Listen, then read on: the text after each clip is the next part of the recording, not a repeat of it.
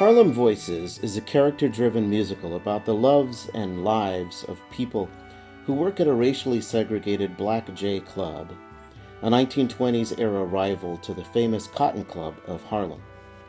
A phenomenal young black vocalist, recently traumatized by the killings of her family by the KKK, is conflicted when she falls in love with a white man who is a patron of the club.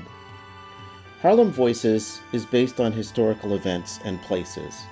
For example, two of the characters, Belle and Evan Carter, are survivors of the racially motivated massacre of blacks and the destruction of the predominantly black town of Rosewood that took place during the first week of January 1923 in rural Levy County, Florida.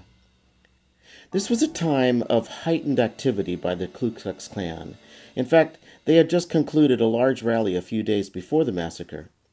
Many members were in the area and were looking for an outlet for their hatred.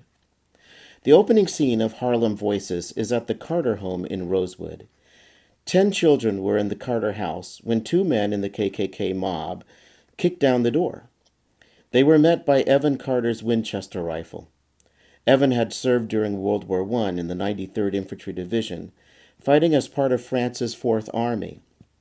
Because of his training as a marksman and his combat experience, the 30-year-old Evan successfully defended his family's home, which was burned down after his escape.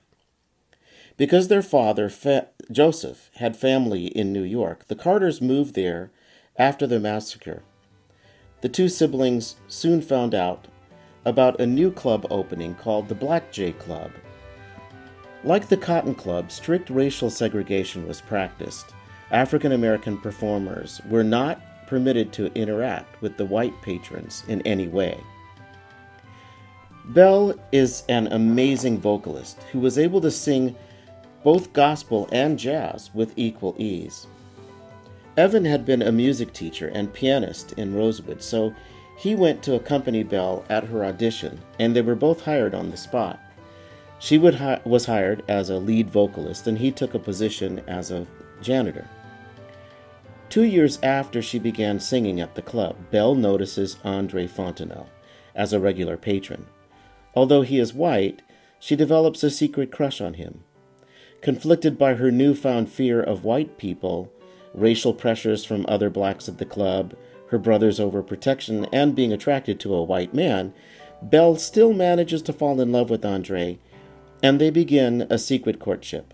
She doesn't dare tell Evan about Andre. The Jewish immigrant bookkeeper and MC of the club, Sam Klein, strikes up a friendship with Andre, who works as a French professor. Andre intimated to Sam that he's a socialist who wants to help the plight of African American workers. And Samuel tells Andre that he is also a socialist. He told Andre of his plans to change the club by broadcasting their shows, turning it into a dance venue, and having it open to all races. The two men decide to work together. Evan is told about the relationship between Andre and Belle by his young stagehand friend, Billy. Later, because of a dream, he remembers that he met Andre during World War I when Andre served in another all-black French regiment as an American. Evan realizes that Andre is passing for white and confronts him. Andre tells Evan that he can't acknowledge his relationship with Belle because it would compromise his position in the community as a professor and as an activist. And when Andre told Evan that he had not told Belle he is black, Evan threatened that he doesn't have long to tell her. A short while later, Andre finally tells Belle his secret. Belle felt angry, betrayed, and hurt. She told Andre that she never wanted to see him again. Of course, both Andre and Belle were heartbroken. A while later, the club is raided by the police. The owners and the patrons were arrested. That was the first night Andre had been there in a long while because he did not want Belle to be distracted by him. But when an officer was a little too enthusiastic about putting his hands on Belle, Andre intervened. That is when he declared to everyone present that Belle is his girlfriend, and he is also a Negro. Just after that, in the next scene, David Klein, the grandchild of Samuel and narrator of the play, appears in front of the curtain, and he reads from his grandfather's diary. He tells of the events that led to 1935, which is 8 years after the raid. He tells about the repeal of Prohibition, the demise of the club's original racist owner and manager, that Andre and Belle married and had a son, how his grandfather purchased the club, how Sam and Andre formed a cooperative and acquired a recording contract with NBC.